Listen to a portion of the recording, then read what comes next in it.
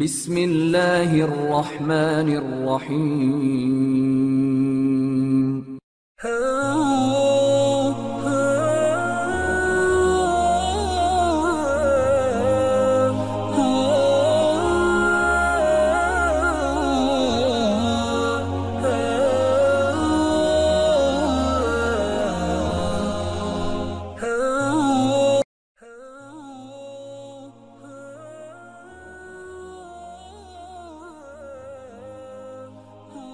نبی کریم علیہ الصلوۃ والسلام کی ذات اقدس کے حوالے سے سلسلہ پنجتنی نے نوجوان نسل کی بہتر رہنمائی اور آگاہی کے لیے ایک سلسلہ وار پروگرام فوق البشر کی عنوان سے ترتیب دیا ہے۔ آج ہم انشاءاللہ اس سلسلے کی اگلی قسط کا آغاز کرتے ہیں۔ عرب آپس میں ہی کھپتے رہتے تھے، لیکن اب کی بار یہاں حالات کے اس قدر تیزی سے بدلنے کی کسی کو توقع نہیں تھی۔ اس سے پہلے تک بازنطینی اور نہ فارسی عربوں کے یوں اکٹھے ہونے کی امید رکھتے تھے۔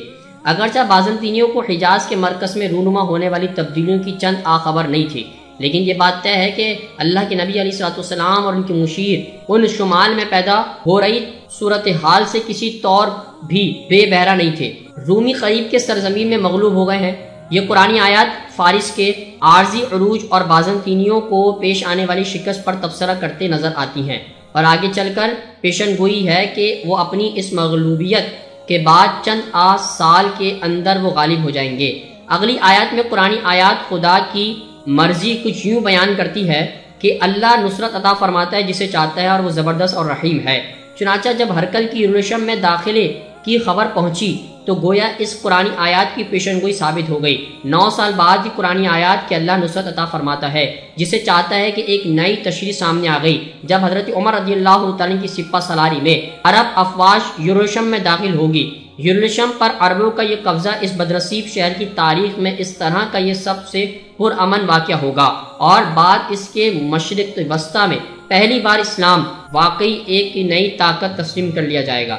انتہائی پرہیزگار اور دین اور دار مسلمانوں کو آپ علیہ الصلوۃ والسلام کی بات صرف ایک ہی دہائی کے اندر امت کی بیت دربے فتوحات اور انتہائی تیزی سے پھیلنے والی اسلامی ریاست کو دیکھ کر واقعی خدا کی مرضی اور ذوالجلال کی مہربانی یعنی نصرت نظر آنے کی، یہاں تک کہ آج بھی جدید تاریخ دان ورتا حیرت میں ڈال دینے والی اس تاریخ پیش رفت کی عقلی توجیہ پیش کرنے میں بے بس نظر آتے ہیں۔ تقریباً مستشرقین اس ضمن میں جب کچھ نہیں سوچتی تو گھسے پٹے نظریے کا سہارا لینے نظر آتے ہیں۔ یہ قوالیوں کی ضرورت تفسیر سے زیادہ کچھ نہیں ہے، حالانکہ سچ یہ ہے کہ اس طرح کی تہذیبی اور تمدنی مفروضے نہ صرف قابل اعتراض بلکہ غیر ضروری بھی ہیں۔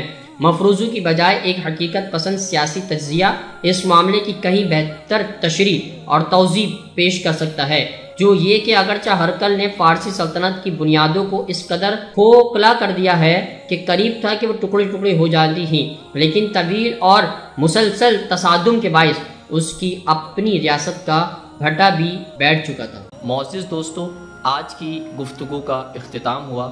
انشاءاللہ کل آپ سے پھر ملاقات کریں گے ایک نئے ذکر اور فکر کے ساتھ۔ اپنا بہت سارا خیال رکھیے گا۔ اللہ حافظ۔